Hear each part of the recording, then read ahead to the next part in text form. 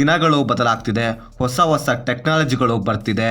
ಅದರಲ್ಲೂ cinema industry ದಿನೇ ದಿನೇ ಅಪ್ಡೇಟ್ ಆಗ್ತಿದೆ. ಆ್ಯಂಡ್ ಆ ಸಿನಿಮಾಗಳನ್ನು ನೋಡೋ ಆಡಿಯನ್ಸ್ ಮೈಂಡ್ಸೆಟ್ ಕೂಡ ಚೇಂಜ್ ಆಗ್ತಿದೆ. ಆ್ಯಂಡ್ ಅದಕ್ಕೆ ತಕ್ಕಂಗೆ ಡೈರೆಕ್ಟರ್ಸು ಕೂಡ ಅಡಾಪ್ಟ್ ಆಗಬೇಕು. ಮದರಾಸಿ ಇದನ್ನು AR ಮುರುಗದಾಸ್ ಅವರು ಡೈರೆಕ್ಟ್ ಮಾಡಿರುವಂಥ ಚಿತ್ರ.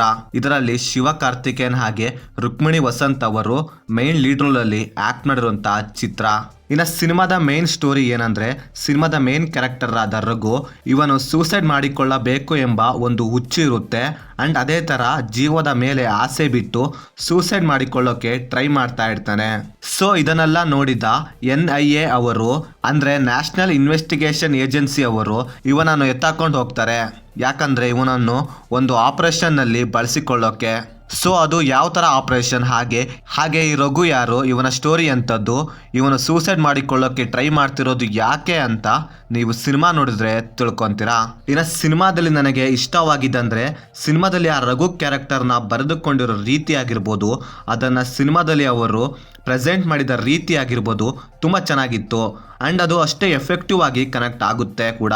ಆ ಕ್ಯಾರೆಕ್ಟರಿಂದ ಕೆಲವೊಂದು ಸೀನ್ಸ್ಗಳು ಎಮೋಷ್ನಲ್ ಆಗಿ ಕನೆಕ್ಟ್ ಆಗೋದಲ್ಲದೆ ನಮ್ಮನ್ನು ಕೂಡ ಎಮೋಷ್ನಲ್ ಆಗಿ ಮಾಡಿಬಿಡುತ್ತೆ.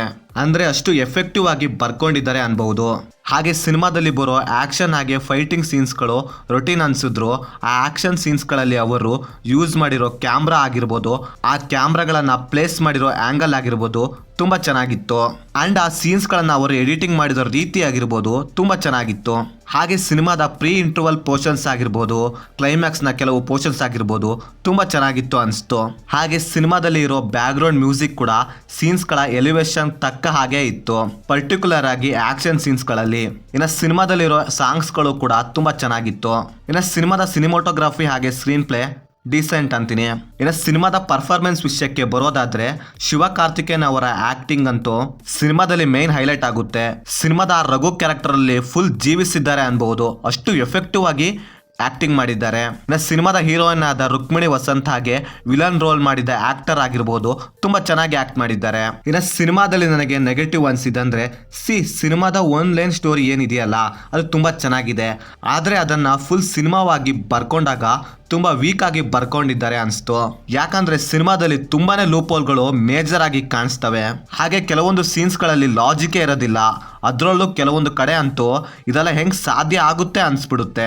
ಹಾಗೆ ಸ್ಟೋರಿಯಲ್ಲಿ ಪ್ರಾಪರ್ ಕನೆಕ್ಷನ್ ಇರೋದಿಲ್ಲ, ಸುಮ್ಮನೆ ತಂದು ಕನೆಕ್ಟ್ ಮಾಡಬೇಕು ಅಂತ ಕನೆಕ್ಟ್ ಮಾಡಿದ್ದಾರೆ. ಹಾಗೆ ಸೀನ್ಸ್ಗಳು ತುಂಬಾ ಫಾಸ್ಟ್ ಫೇಸ್ ಅಲ್ಲಿ ರನ್ ಆಗುತ್ತೆ. ಕಥೆಯಲ್ಲಿ ಏನ್ ಆಗ್ತಿದೆ ಅನ್ನೋದ್ರಲ್ಲಿ ಸೀನ್ಸ್ ಇನ್ನೊಂದು ಚೇಂಜ್ ಆಗಿರುತ್ತೆ. ಅಷ್ಟರ ಮಟ್ಟಿಗೆ ವೀಕ್ ಆಗಿ ಬರ್ಕೊಂಡಿದ್ದಾರೆ ಸ್ಟೋರಿನ. ಇನ್ನು ಓವರಾಲ್ ಆಗಿ ಹೇಳೋದಾದ್ರೆ ಇದೊಂದು ಡೀಸೆಂಟ್ ಎಬೋ ಆವರೇಜ್ ಸಿನಿಮಾ. ನೀವೇನಾದ್ರೂ SK ಫ್ಯಾನ್ ಆಗಿದ್ರೆ ಈ ಸಿನಿಮಾನ ಒಂದ್ಸರಿ ಟ್ರೈ ಮಾಡಿ ನೋಡಿ, ತುಂಬಾ ಚೆನ್ನಾಗಿದೆ. ಇನ್ನು ರಿಮೈನಿಂಗ್ ಆಡಿಯನ್ಸ್ಗೆ ನಿಮ್ ಇಷ್ಟ ಅಂತೀನಿ. ಇನ್ನು ಸಿನಿಮಾನ ಫ್ಯಾಮಿಲಿ ಜೊತೆ ನೋಡಬಹುದಾ ಅಂದ್ರೆ ಎಸ್ ನೋಡಬಹುದು, ಯಾವುದೇ ಬ್ಯಾಡ್ ಸೀನ್ಸ್ ಇರೋದಿಲ್ಲ. ಸೊ ಇದಾಗಿತ್ತು ಫ್ರೆಂಡ್ಸ್, ನಾನು ಸಿನಿಮಾ ನೋಡಿದ್ದಾದ್ಮೇಲೆ ನನಗೆ ಅನಿಸಿದ ಒಪಿನಿಯನ್.